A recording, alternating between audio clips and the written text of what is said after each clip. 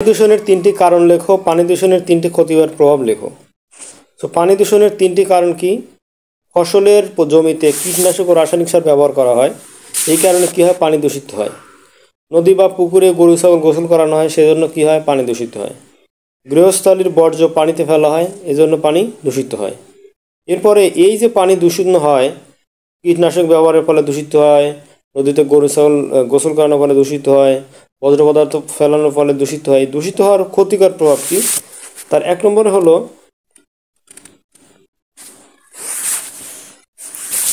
পানি দূষণের ফলে জলজ প্রাণী মারা যাচ্ছে, জলজ খাদ্য শৃঙ্খলের ব্যাঘাত ঘটছে। দূষিত পানি পান করে মানুষ ডায়রিয়া বা কলেরিয়ার মতো পানিবাহিত রোগে আক্রান্ত হচ্ছে। তাহলে কি জলজ প্রাণী মারা যায়, খাদ্য শৃঙ্খল ব্যাঘাত ঘটে এবং মানুষের ডায়রিয়া কলেরা দ্বারা আক্রান্ত হয়। এই ছিল পানি দূষণের তিনটি কারণ ও তিনটি ক্ষতিকর প্রভাব।